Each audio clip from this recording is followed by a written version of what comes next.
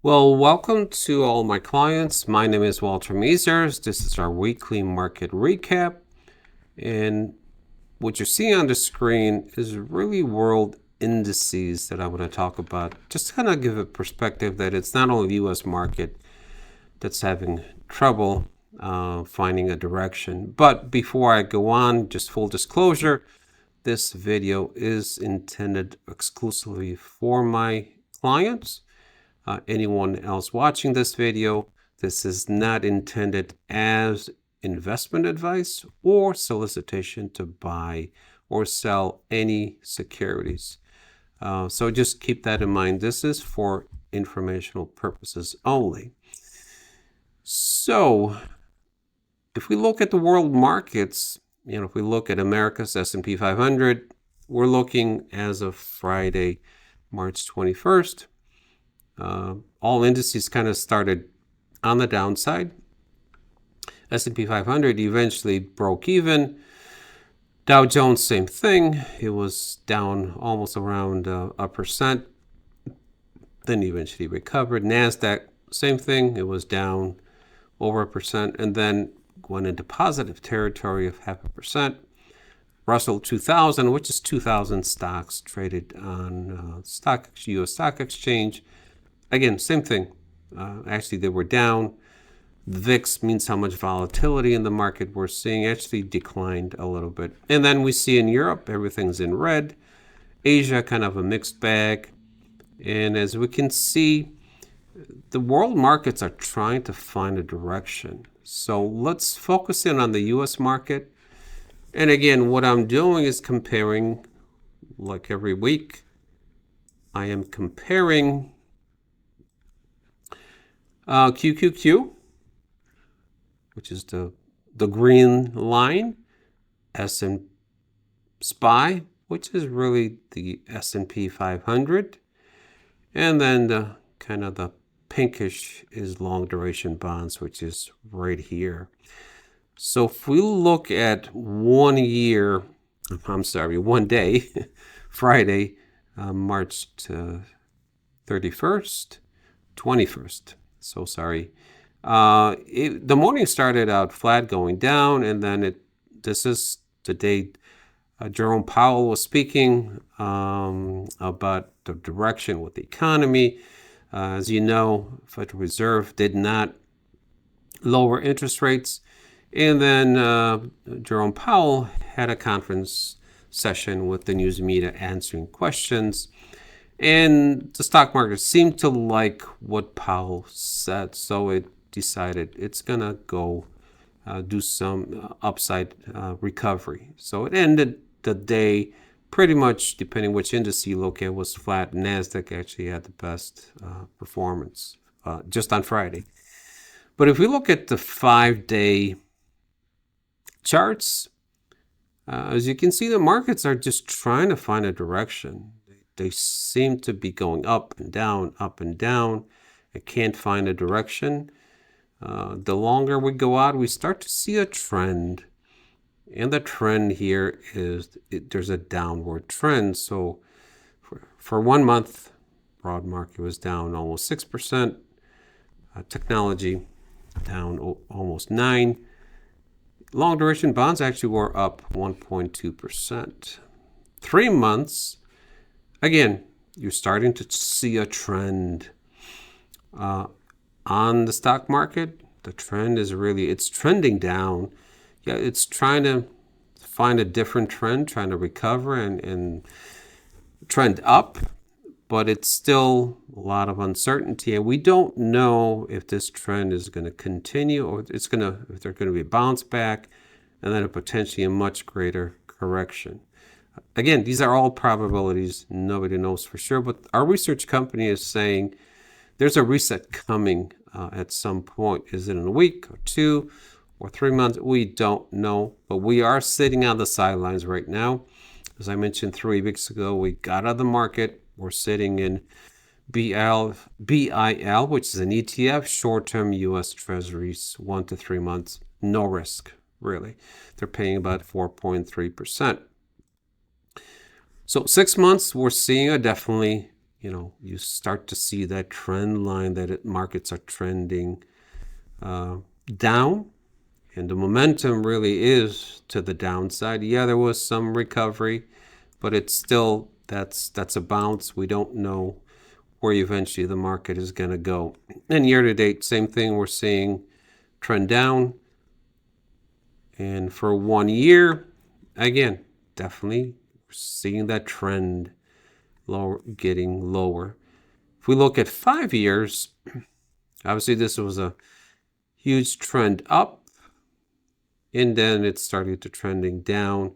And again, the big question is, nobody knows for sure. These are probabilities. Is the market going to start to break down? What would cause the market to really start trending down?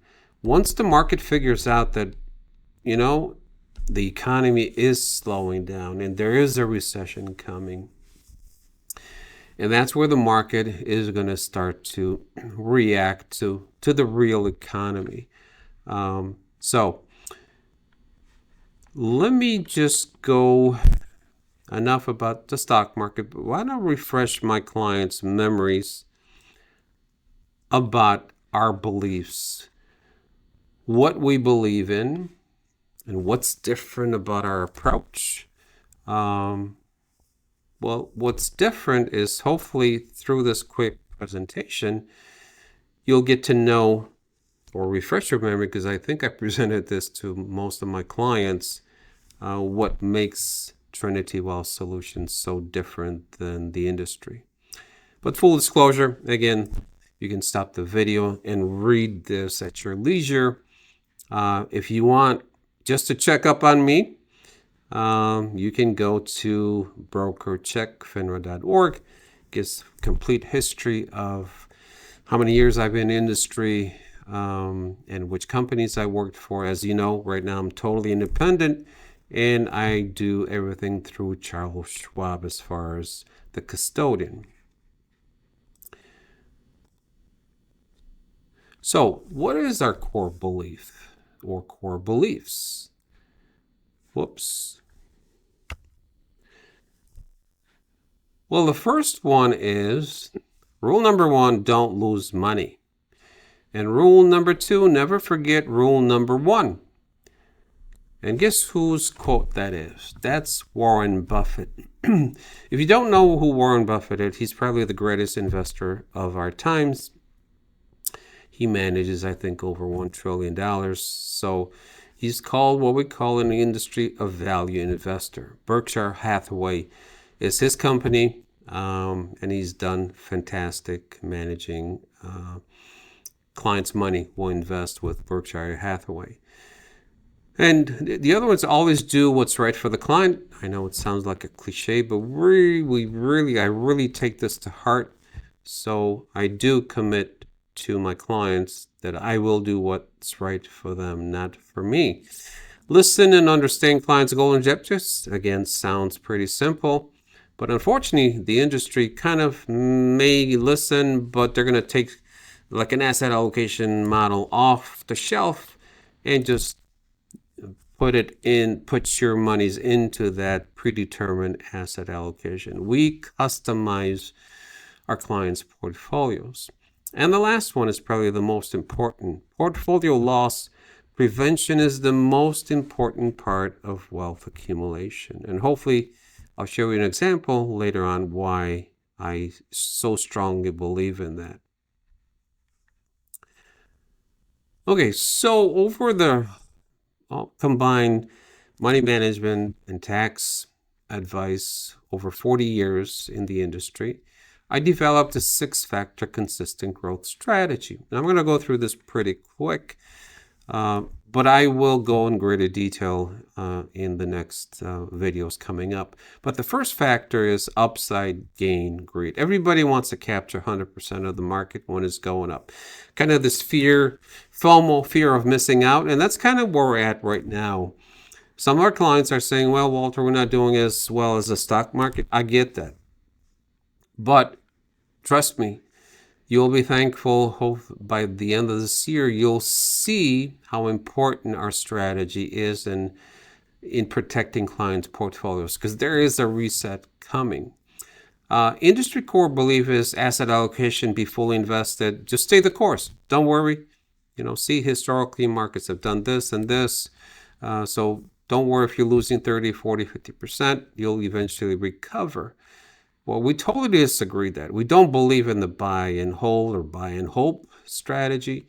Our core belief is adjust the market cycles. And that's what we're doing. Remember, right now we're out of the market. Why? Because we got a signal that their probability of a market correction is pretty high, though. So we're sitting on the sidelines. Second factor, downside loss fear. Again, nobody wants to lose money, but you have to accept some downside. And our target is that no client, it's a target. It's not a guarantee. We're shooting for no more than 6% loss, worst case scenario. Industry core belief says, don't worry, you're going to recover this. See, look, historically markets do this and eventually they recover. Well, that sounds great if you're 60, 70, or 80 and you lose 50% of your portfolio. You don't have the time frame to recover. So our core belief is to minimize downside drawdowns, and you'll see why that is so important. Third factor, volatility. Range of returns matters. The higher the range, the lower accumulation you're going to get. So industry core belief is always be invested in the market, no matter what the market is doing. Again, that buy and hope. We do not follow that strategy. We believe, our core belief is consistent range of returns, meaning we try to minimize downside.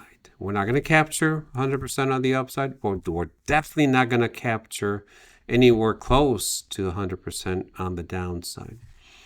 Fourth factor, industry core belief, recovery time doesn't matter for retirees. Why do I say that? Do they truly believe that? Well, all you just have to assume is they're telling most of their clients asset allocation, diversification, be fully invested, don't get emotional, stay the course. That's great.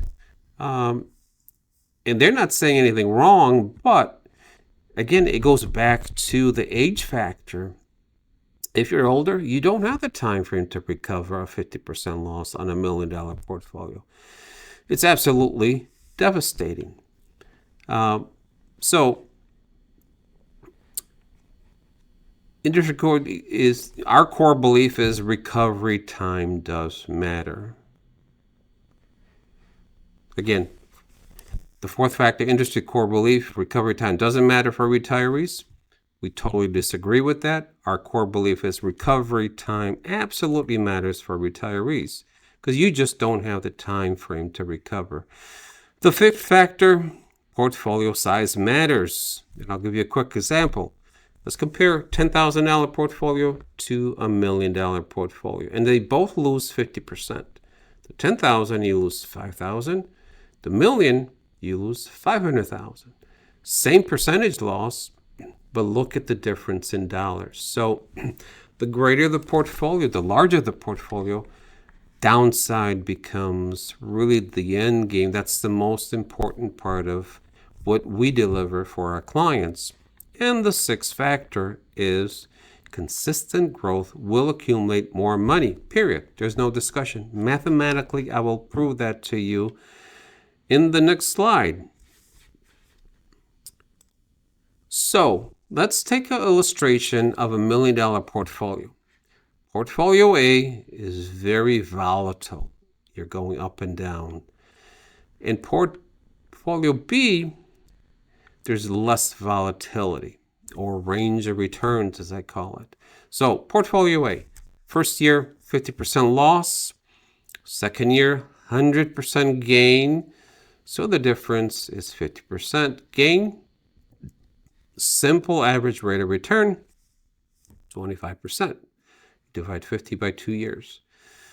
Portfolio B, on the other hand, you have 5% loss in the first year, 10%.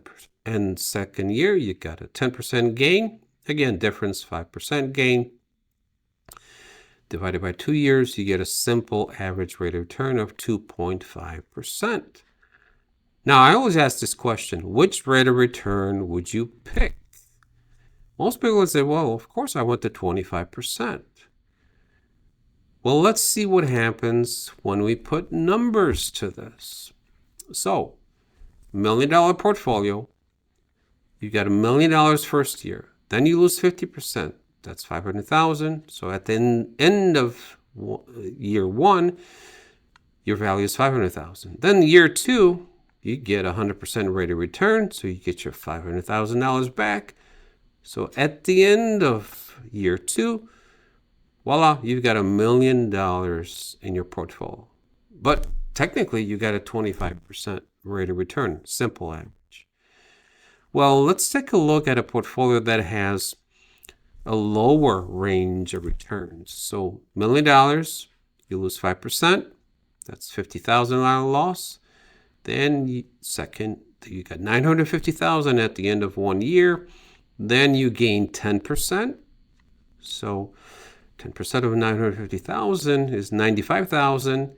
So now at the end of 2 years, you've got 1,045,000. Now which portfolio do you want?